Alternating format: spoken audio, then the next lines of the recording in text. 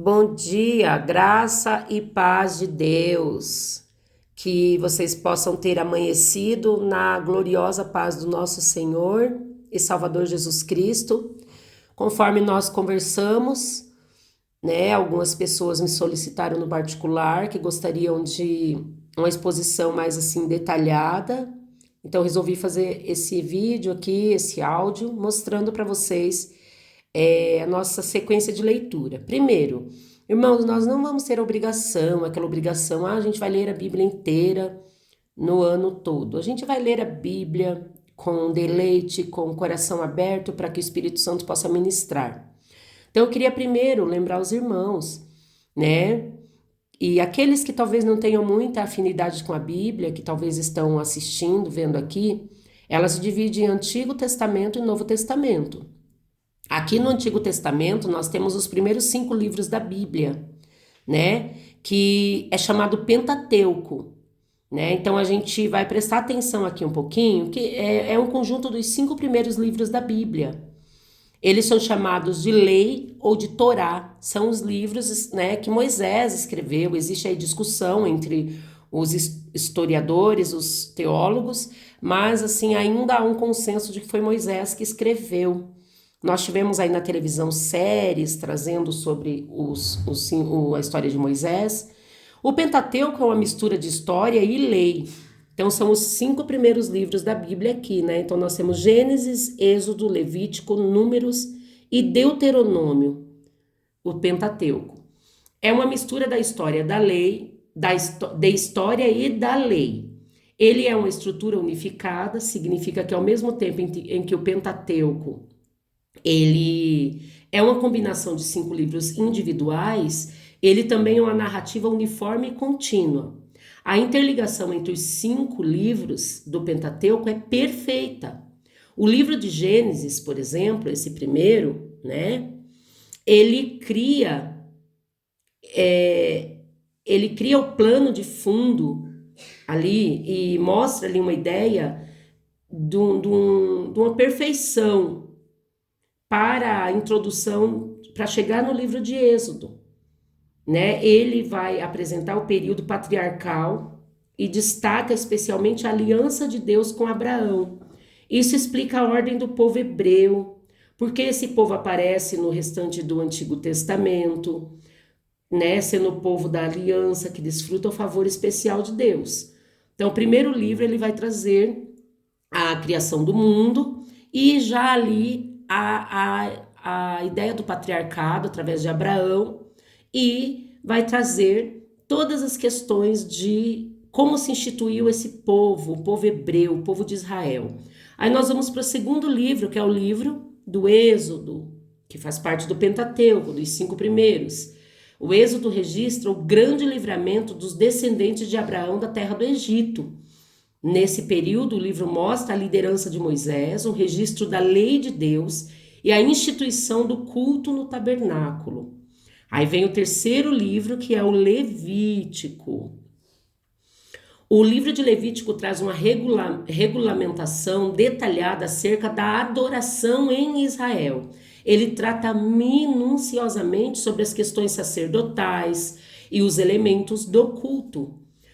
E aí vai vir, na sequência, o livro de Números. Mostra os israelitas como um grande exército liderado pelo Senhor através da pessoa de Moisés, partindo em direção à conquista de Canaã.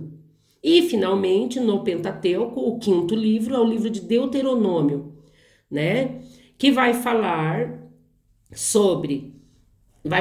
como a nação de Israel devia guardar a lei de Deus e permanecer fiel à aliança do Sinai. O livro termina mostrando a sucessão de Moisés por Josué. Então, nós estudamos muito aqui na nossa igreja, no Santa Cândida, Igreja de Nosso Senhor Jesus Cristo, o Pentateuco.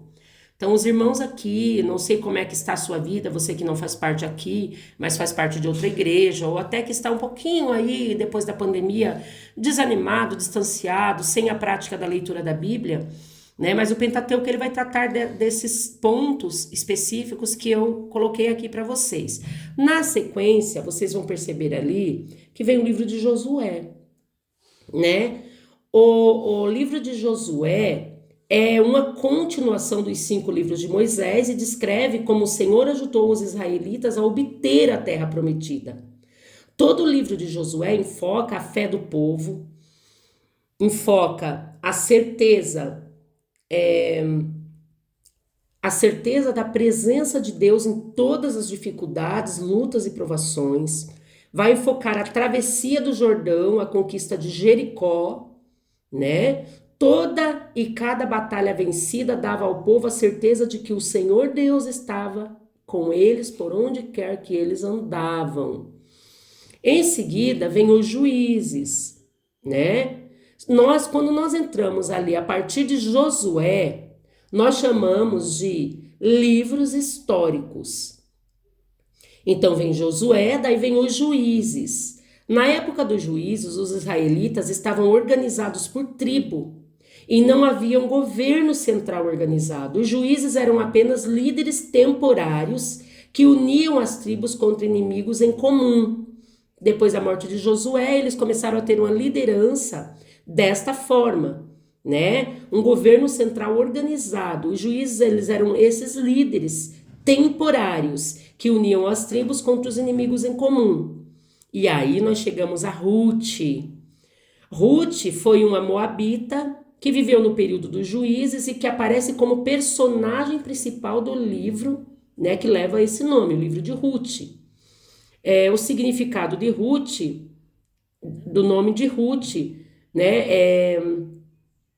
é interessante porque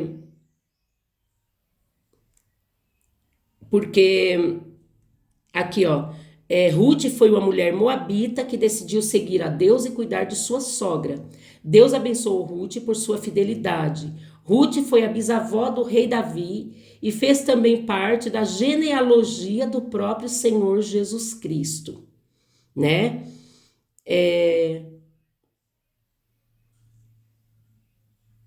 Então, irmãos, foi tirado essa fonte, toda essa explicação de uma fonte aqui da minhabibliasagrada.com. Tem várias fontes que nós podemos pegar para olhar resumos. E aí, depois do livro de Ruth, nós chegamos em 1 Samuel. Então, nós vamos ficar nesse período lendo os livros históricos. Esses livros anteriores já são livros que são de histórias bastante conhecidas, né? Eu trabalhei 3 vezes o curso de teologia aqui na nossa igreja local e foi trabalhado muito esses livros. Então eu gostaria de pegar em alguns livros históricos que eles também foram bastante estudados, mas que eles tinham aí talvez um período aonde não foi talvez tão repetidas as leituras ou aprofundadas. A gente não tem tantas pregações nesses livros, então eu gostaria de pegar. Então, 1 Samuel, né? 1 Samuel, ele vai tratar aqui de toda a história de Ana, quando Ana, ela pede ao Senhor Deus um filho, né? Ana, ela era estéril, ela não conseguia conceber a madre, não podia conceber a madre. O Senhor abriu a madre de Ana e Ana dá luz a Samuel. Só que ela faz um voto antes dela conceber, que se ela conseguisse ter esse filho tão sonhado, que ela entregaria para viver na casa do Senhor. Então, quando Samuel nasce, Ruth precisa fazer todo aquele processo de mãe, aonde ela vai, e ela precisa fazer o desapego de deixar sua criança depois de desmamado, ali com Eli. Porque Eli era o juiz, né, que estava em ação na época, na ativa, e ele ficou então, Samuel ficou aos cuidados de Eli. E então Samuel começa o seu chamado. Deus fala com Samuel ainda jovem, então eu convido você a ler o livro de Samuel, 1º e 2º Samuel. Comece ali no 1º Samuel, ele está mais ou menos ali, ó, pela página 182 da sua Bíblia. Existe Bíblia online, existe Bíblia em áudio, existe a Bíblia física, como essa que eu estou apresentando aqui para vocês. Eu queria convidar o seu coração a essa leitura com muito amor, com muito carinho. E qualquer coisa pode falar comigo, que nós vamos lendo juntos. Toda semana eu vou colocar um resumo das leituras aqui para os irmãos e vamos para frente, porque a palavra do Senhor é o que nos alimenta. Bom 2023. Deus abençoe a todos nós.